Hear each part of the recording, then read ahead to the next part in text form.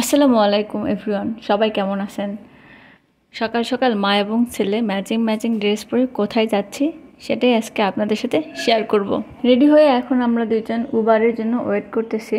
Uber আসলে আমরা দুজন চলে যাব, তারপর আপনাদেরকে দেখাই দেবো আমরা আসলে কোথায় এসেছিলাম। উবার এখনও 2-3 মিনিট দেখাচ্ছে, এই জন্য আমরা দুজন এখন মেইন গেটের কাছে যাব, যাতে উবার আসার সাথে সাথে আমরা মেইন গেট থেকে উঠে যেতে পারি। আজকের ওয়েদারটা কেমন যেন মেঘলা মেঘলা, রোদ নাই, গরম, ঝাপসা একটা গরম, কিন্তু বাতাস আছে। সূর্যটাও ঠিকমতো দেখা যাচ্ছে না, ওই যে সূর্য কিন্তু ঠিকমতো দেখা যাচ্ছে না, পুরো আকাশ মেঘলা। এই যে দোতলা তিনতলা বিল্ডিংগুলো দেখতে পারতেছেন, এগুলো কিন্তু কোনোটাই ইট পাথরের তৈরি না, সবগুলোই কাঠের তৈরি। তার মানে আমি যে বাসাটায় থাকি, বাসা তো না, অ্যাপার্টমেন্টে থাকি, এই অ্যাপার্টমেন্টটা কাঠের তৈরি। কথা বলতে বলতে আমাদের উবারও চলে এসেছে, আমরা দুজন উবারে উঠে পড়েছি, এখন রওনা দিচ্ছি। দেখেন উবারে একটা চার্জার ছিল, ওখানে কেউ চাইলে গাড়িতে বসে ফোন চার্জ দিতে পারবে যদি কারো ফোনে চার্জ না থাকে। তো গাড়িটা ঘুরাই নিচ্ছে, মেইন এন্ট্রেন্স থেকে গাড়িটা ঘুরে মেইন রোড দিয়ে বের হবে আর কি, এই জন্য ইউটার্ন নিচ্ছে। এখানে বাংলাদেশ হলে হয়তো এই গেট দিয়েই বের হয়ে যেত, যেহেতু এটা বাংলাদেশ না, সুতরাং এটা যে রোড দিয়ে বের হইতে হবে এক্সিট রোড দিয়েই বের হবে। এখানের একটা জিনিস আমার সবচেয়ে বেশি ভালো লাগে, সেটি হচ্ছে প্রত্যেকটা রাস্তার সাইডে বিশাল পরিমাণ জায়গা থাকে যেখানে কিনা সবুজ ঘাস লাগানো থাকে। বাংলাদেশে আমাদের এই সিস্টেমটা নাই। আর দেখেন এই ছোট যে রাস্তার মতো দেখা যাচ্ছে, এটা কিন্তু আসলে ফুটপাত। এদিকে যারা ফুটপাত দিয়ে চলাফেরা করতে চায় তারা চলাফেরা করতে পারবে। তো দেখেন ফুটপাতের আগেও কিন্তু একটা স্পেস রাখা হয়েছে, সেখান থেকেও কিন্তু ঘাস লাগানো হয়েছে, এগুলো কিন্তু রেগুলার কাটা হয়। আর এই যে আমরা এসে পড়ছি, এখানে একটা স্কুল দেখা যাবে, ওখানে নিহান থাকতো আগে, ডে কেয়ার, ওটা স্কুলের মতোই, ওখানে আগে নিহানকে রাখতাম, এখন আর রাখি না। এখন ইনশাল্লাহ ওকে সামনে মাসে আমরা স্কুলে ভর্তি করে দিব, তখন ওই স্কুলে যাতায়াত করতে পারবে।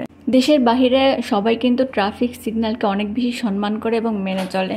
সামনে রেড লাইট, তাই এখন গাড়িটা স্টপ হয়ে যাবে। কথা বলতে আমরা আমাদের গন্তব্যস্থলে চলে এসেছি।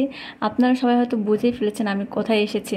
হ্যাঁ, আমরা একটা হসপিটালে এসেছি। আজকে আমার রেগুলার চেক আপ ছিল, তাই ডাক্তারের কাছে এসেছি। উপরতলায় ডাক্তার আছে, তাই এখন আমরা লিফট ধরে উপরে যাব। আর এখানে একটা জিনিস খুবই ভালো লাগে, সেটা বাচ্চা থেকে শুরু করে বয়স্ক সবার ক্ষেত্রেই সেম, রেগুলার ডাক্তার থাকে। ডাক্তার আপনাকে একটা নির্দিষ্ট ডেটে দেখার জন্য নক করবে, তারপর আপনি ওই মেসেজ বা ইমেলে রিপ্লাই দিলে আপনি তখন হসপিটালে যাবেন এবং আপনাকে ডক্টর দেখবে। এই জন্য কিন্তু হসপিটালে দেখেন কোনো গ্যাদারিং নেই এবং মানুষ নেই, যার যে কয়টায় অ্যাপয়েন্টমেন্ট থাকে সে ঠিক ওই কয়টাতেই যাবে। এই জন্য বেশি গ্যাদারিং হয় না এবং বেশি লোক যে জনসমাগম এই জিনিসটা আসলে হয় না। ওইটা সামনে রিসেপশন, কারো হেল্প ডেস্কের প্রয়োজন হলে সামনে গিয়ে কথা বলে আর কি। রেগুলার ডাক্তার দেখানোর ক্ষেত্রে বাংলাদেশে যদি অ্যাপয়েন্টমেন্ট সিস্টেম চালু থাকতো, তাহলে হয়তো হসপিটালগুলোতে এত মানুষের গ্যাদারিং বা ভিড় হইতো না। সবাইকে একটা নির্দিষ্ট টাইম এবং ডেট দেওয়া থাকতো, তারা সেই সময়ে গিয়ে ডাক্তারের সাথে দেখা করে আসতে পারতো।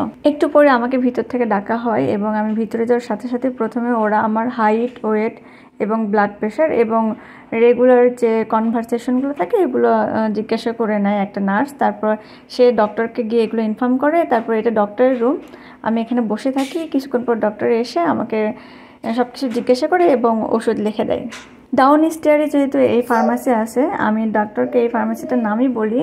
ডক্টর আমাকে এই ফার্মাসিতে ওষুধের জন্য পাঠায়, আমি এখান থেকে ওষুধ নেই। বাংলাদেশে যেরকম আমরা চাইলে ওষুধ নিতে পারি, কিন্তু এখানে এটা সম্ভব না।